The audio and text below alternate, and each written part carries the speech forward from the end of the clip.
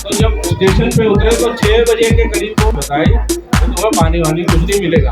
तो मैं ऐसा करता नौकरी करने के लिए आ गया, क्योंकि वजीफा और जो स्कॉलरशिप उनको दी गई थी। तो मेरे साथ उपस्थित सभी साथियों,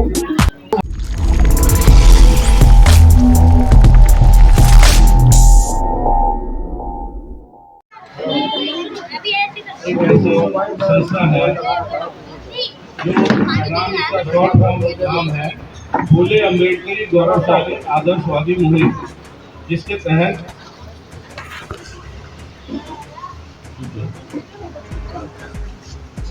इसी के तहत हम ये छोटी बड़ी मीटिंग्स करके बाबा साहब के और फूले की विचारधारा को आगे बढ़ाते हैं। न सिर्फ बाबा साहब की और फूले जी की जितने भी महापुरुष बहुजन समाज में हुए हैं सभी के बारे में और सभी के विचारों को हम जगह जगह पहुंचाने का काम करते हैं। तो आज हमें मौका मिला है कि आज हम इस सभा में उपस्थित हैं।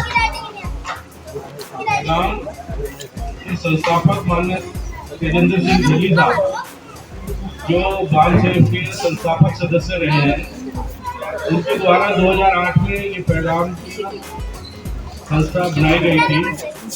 और आज हम पंजाब से शुरू होकर ये हरियाणा, दिल्ली, उत्तर प्रदेश, मध्य प्रदेश और महाराष्ट्र, पुणे तक हम इसके माध्यम से काम कर रहे हैं। पैगाम एक ऐसी संस्था है जिसमें उन्होंने लिखा, बहुत छोटी पुस्तक है, 25-30 पेज की है। तो उसमें उन्होंने वेटिंग फॉर वीज़ा में एक कहानी बताई थी। जो वो छोटे थे, उनके जो पिताजी थे सूबेदार, वो रिटायर हुए थे। रिटायर होने के बाद उन्होंने कोरेगांव में एक कैशियर की नौकरी करी। और ये बाबा साहब और इनके भाई के बच्चे और इनके भाई, ये सब छोटे बच्चे थे, ये सितारा में रहते हैं। तो उनके पिताजी ने उनको लेटर लिखा, चिट्ठी लिखी कि आप लोग ट्रेन से इस तरह से स्टेशन पर पहुंच के उतर जाना और मैं वहाँ पे कोई अपने मुंशी को या चौकीदार को भेज दूंगा, वो आपको स्टेशन से ले लेगा। तो वो बच्चे, उन्होंने उससे पहले कभी ट्रेन नहीं देखी थी, खासकर बच्चों के लिए बता। तो वो बहुत खुश थे कि हम पहली बार कहीं बाहर दूसरी जगह जा रहे हैं, ट्रेन से जाएंगे तो ट्रेन भी देखेंगे। उनके पास न कपड़े थे न कुछ था, तो उन्होंने आस पड़ोसी और उनकी बुआ के पास वो रहते थे, उन्होंने नए नए कपड़े खरीदे, धोती वगैरह जैसे अच्छे कपड़े पहन के वो लोग स्टेशन से निकले। और कोरेगांव जाने के लिए, कोरेगांव से पहले एक मसूर स्टेशन था, वहाँ पे वो उतरे। तो जब स्टेशन पे उतरे तो 6 बजे के करीब वो वहाँ पे पहुँचे। तो जितने लोग और ट्रेन के यात्री थे वो सब धीरे धीरे अपने गंतव्य की तरफ चल दिए। जो वो 3-4 बच्चे वहाँ रह गए, तो स्टेशन मास्टर ने सोचा कि भाई ये बच्चे पता नहीं कहाँ से इतनी दूर से आए हैं। उन्होंने उनका टिकट देखा, तो टिकट देख के उन्होंने कहा कि भाई तुम्हें कोरेगांव जाना है, तो कोरेगांव तो काफ़ी दूर है।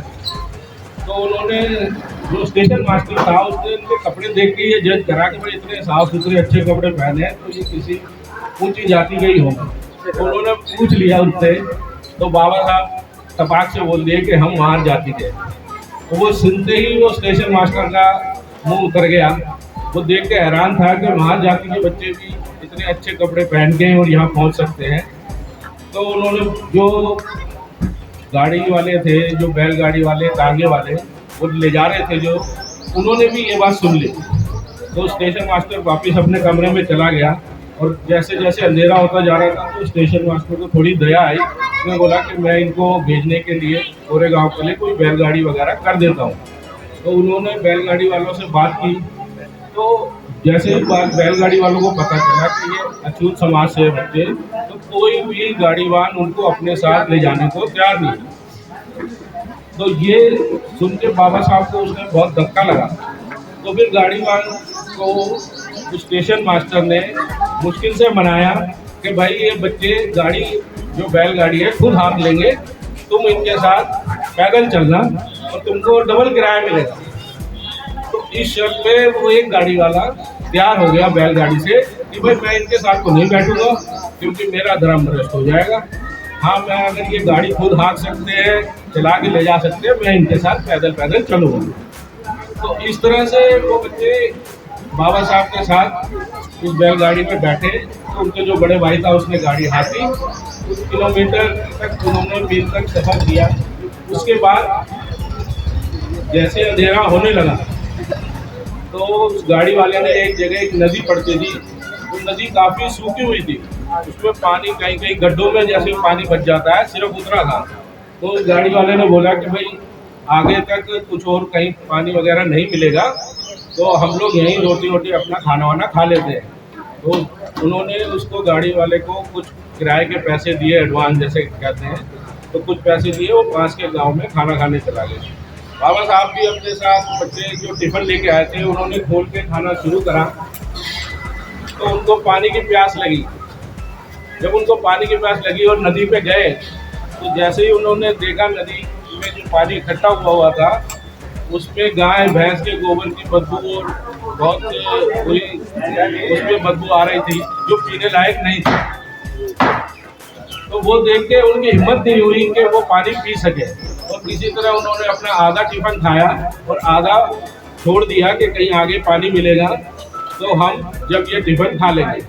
उसके बाद जब वो थोड़ी दूर और चले तो गाड़ी वाले को ये लगा कि ये बच्चे जिस तरह चला रहे हैं ये तो बहुत देर लगा देंगे, तो वो एकदम कूद के बैलगाड़ी में बैठ गया और खुद हाँकने लगा। बहुत 4-5 मील और चलने के बाद एक सराय दिखी उनको, दूर से लाइट जलती हुई दिखी। पहले तो इतनी दूर दूर तक लाइट नहीं होती थी, तो बहुत दूर से दिख जाता था कहीं लालटेन चल रही है कहीं बत्ती जल रही है।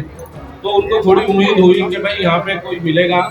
तो वो गाड़ी वाले ने बताया कि भाई ये एक चौकी है और यहाँ पे लोग रुकते हैं, यहाँ हम रुक के खाना वगैरह खा सकते हैं। तो जो बच्चों को बड़ी खुशी हुई कि चलो हमें कुछ पानी वानी मिल जाएगा और हम अपना आराम से खाना खा सकेंगे। तो गाड़ी वाले ने बताया कि भाई ये जो सराय का मालिक है ये भी हिंदू है और अगर तुमने इसको अपनी जाति बताई तो तुम्हें पानी वानी कुछ नहीं मिलेगा, तुम ऐसा करना तुम बोल दो हम मुसलमान हैं तो शायद तुम्हारी किस्मत साथ दे दे और तुम्हें पानी पीने को मिल जाए।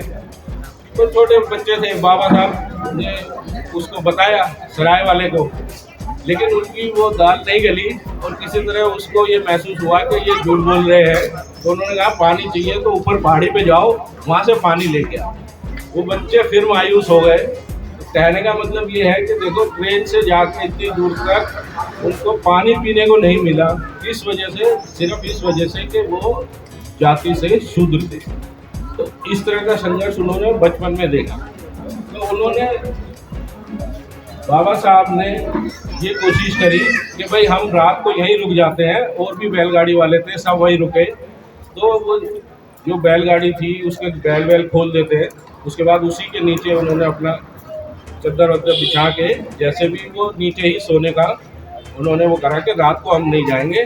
उनको ये भी डर लग रहा था कि भाई ये गाड़ी वाला जो है रात को कहीं हमें सुनसान जगह पे ले जाए, कभी हमको लूट ले, बड़े उनको ध्यान में आया। तो उन्होंने कहा ऐसा करो भाई 2 जने सोते हैं 2 जने पहरा देंगे। इस तरह से उन्होंने वो पूरी रात काटी और सुबह जब गाड़ीवान आया तो उसने 5 बजे आके उनको जगाया। तो इन बच्चों ने 5 बजे जाने के लिए उसके साथ मना कर दिया कि अभी अंधेरा बहुत है, हम 8 बजे के बाद जब सूरज पूरा निकल जाएगा तब हम आपके साथ जाएंगे। तो थोड़ी देर बाद फिर वो गाड़ीवान आया, फिर वो 8 बजे जब चले तो 2 घंटे के यात्रा करने के बाद वो वहाँ पे पहुँचे अपने पिताजी के पास। तो जब उनको पिताजी ने देखा बाबा साहब ने कि ये सारे बच्चे आ गए और मुझे तो कोई आपने चिट्ठी या कुछ इस तरह का पत्र नहीं भेजा, तो पता चला कि उन्होंने जो लेटर लिखा था, जो चिट्ठी लिखी थी, वो उनके मुंशी को तो मिल गई थी लेकिन उसने बाबा साहब को नहीं दी, इसलिए वो अपनी तरफ से किसी को स्टेशन पे लाने के लिए नहीं भेज सके। तो उस समय बाबा साहब की उम्र शायद 9 साल के करीब थी। ये उन्होंने अपनी जीवनी में लिखा। तो बाबा साहब ने बचपन से, जो अभी हमारे भाई भीम आर्मी के कह रहे थे कि हमने जो संघर्ष या किसी ने दुख या तकलीफ नहीं झेली है तो वो संघर्ष की लड़ाई क्यों लड़ेगा। तो बाबा साहब ने बचपन से ही इस तरह के बहुत सारे अत्याचार झेले हैं, असमानता का। तो वो एक पानी के लिए उनको कितने बच्चों को तरसना पड़ा कि उनको घर जाके ही पानी मिला, रास्ते में कहीं वो पानी भी नहीं पी पाए और पानी की वजह से खाना भी पूरा नहीं खा पाए। तो ये जो संघर्ष बाबा साहब ने किया है यही उनके दिमाग में लास्ट तक भी रहा और ऐसी छोटी छोटी कई घटनाएं उनके साथ जीवन में हुई जिसे वो जीवन भर नहीं भूल पाए। तो इसीलिए मैं कहता हूँ कि बच्चों को अभी से जागरूक करेंगे, अभी से हम बाबा साहब के बारे में बताएंगे तो हमें लगता है कि हम बाबा साहब के कार्य को आगे बढ़ा सकते हैं। क्योंकि हम जितने भी बुद्धिजीवी में देखता हूँ वो 15-20 लोग ही हैं। वही दूसरी जगह जाओगे वो वहाँ भी वही मिलेंगे, तीसरी जगह जाओगे वहाँ भी वही लोग मिलेंगे। जो नए लोग हैं जो समाज में सही में अत्याचार सह रहे हैं वो लोग आगे नहीं आते और ना ही हम लोग उन तक पहुँच पाते। तो हमें समाज की ये विडंबना है हमारे समाज की कि जो मरीज है वो डॉक्टर के पास नहीं आता है। हमारे समाज की परेशानी दूसरी है, जो हमारे बुद्धिजीवी हैं या हम सब लोग हैं जो बातों को समझते हैं बाबा साहब की विचारधारा को, हमारा ये कर्तव्य बनता है कि हम मरीज के पास जाएं। तो पैगाम ऐसे डॉक्टर बनाना चाहता है जो समाज में जाके लोगों को बाबा साहब के बारे में बताएं, संगठित करें, एक छत के नीचे लाने का प्रयास करें। तो इस तरह से बहुत सारी कहानियाँ बाबा साहब से जुड़ी हुई हैं उनके संघर्ष की। ऐसी एक कहानी जो उन्होंने, जो थोड़ा लंबा हो जाएगा मैं शॉर्ट में बताता हूँ। जो वडोदरा में बाबा साहब ने नौकरी करी, उनको स्कॉलरशिप दी थी वडोदरा के महाराज ने। वो विदेश से पढ़ाई करके आए तो उनको वापस आके यहाँ पे नौकरी करने के लिए कहा गया, क्योंकि वजीफा और जो स्कॉलरशिप उनको दी गई थी तो ये शर्त रखी थी कि भाई तुम आके अपना ऋण चुकाओगे और हमारे यहाँ काम करके जो हमने स्कॉलरशिप दी है उसका एक तरह से ऋण चुकाओगे। तो बाबा साहब को उस टाइम विदेश में भी और देश में भी बहुत अच्छी जगह नौकरी मिल रही थी, बहुत अच्छी पोस्ट पे। लेकिन उन्होंने वडोदरा के महाराज पे जो स्कॉलरशिप दिया था उसकी वजह से वहाँ नौकरी करने के लिए वो आ गए। लेकिन जब वो वडोदरा में गए तो उनको कोई कमरा किराए पे देने के लिए तैयार नहीं हुआ, क्योंकि सबको जैसे पता चलता था कि वो अछूत जाति से है, बाहर जाति से है, तो उस टाइम बाहर जाति स्कूलों में ही जाती थी, तो किसी ने उनको कमरा नहीं दिया। तो बाबा साहब ने पारसी सराय में किसी तरह कमरा लिया, वहाँ भी ये बता के कि भाई मैं पारसी नाम लिख दूंगा रजिस्टर में, किसी को पता नहीं चलेगा। तो जो पारसी सराय का इंचार्ज था उसने रजिस्टर में उनका नाम तो लिख दिया, लेकिन उसने किराया भी उनसे डबल लिया और जो कमरा दिया वो बस ऐसा था कि कोई जो झाड़ जनता साफ सुथरा कुछ नहीं था। तो ये था कि सामान रख के किसी तरह सच छुपाने की जगह मिल गई। बहुत अच्छा कमरा भी नहीं था। तो बाबा साहब ने सोचा कि चलो कुछ तो ठिकाना मिला कि मैं यहाँ पे रह सकता हूँ, अपना काम कर सकता हूँ। 10-11 दिन ही वो उस कमरे में रहे थे, मेरे ख्याल से 11 दिन। हर महीने हर हफ्ते में कहीं ना कहीं इस तरह के प्रोग्राम करने चाहिए। सिर्फ जयंती तक हमें सीमित नहीं रहना चाहिए। बाबा साहब के विचार अगर हमने जन तक पहुँचाने हैं तो हमें हर संडे हर महीने में 1-2 प्रोग्राम 1-2 मीटिंग करते रहना चाहिए और जगह जगह अपने लोगों को संगठित होने के लिए आह्वान करना चाहिए। इसी के साथ मैं अपनी बात को धन्यवाद देता हूँ। धन्यवाद। जय भीम, जय भारत। डेनिस को बुलाना चाहूँगा यहाँ पे, साथ में रेनिस दोनों लोग यहाँ पे आओ और संजय जी का स्वागत करो। और मैं आप लोगों को संजय जी के बारे में बता रहा नहीं सर, सबका स्वागत किया पे, क्योंकि आप मैं आपको बता दें चीफ गेस्ट, मैंने बता दें चीफ गेस्ट है we for people of India. यहाँ पे सभी चीफ गेस्ट है।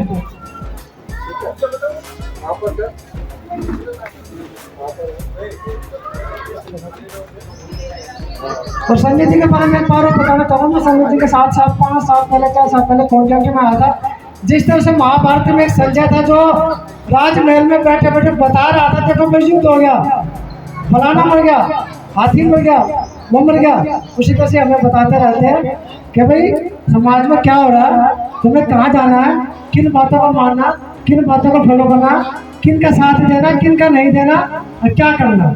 तो संजय प्रकाश की तरफ प्रकाश दिखाते रहते हैं। तो एक बार जोरदार ताली को दोबारा स्वागत किया जाए और दोनों डेनिस भाई स्वागत करो।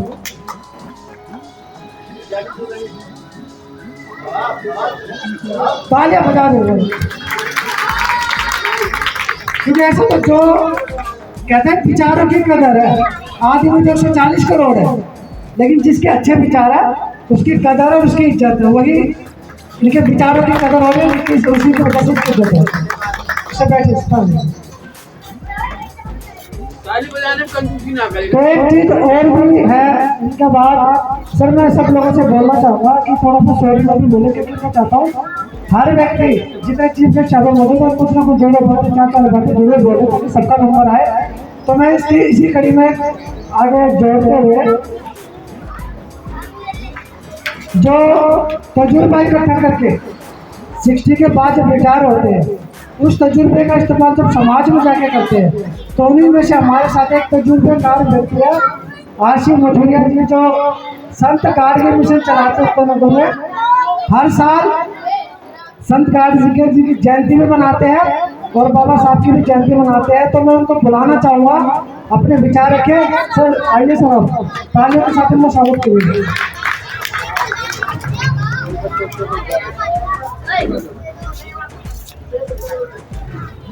आज के इस प्रोग्राम के सभापति महोदय और हमारे संचालक पुनिया साहब, उपस्थित सभी साथियों, डॉक्टर जोशी साहब और पैगाम के हमारे सम्मानित साथियों, हमारे बीमार के सम्मानित साथियों, सभी को मेरा जय भीम।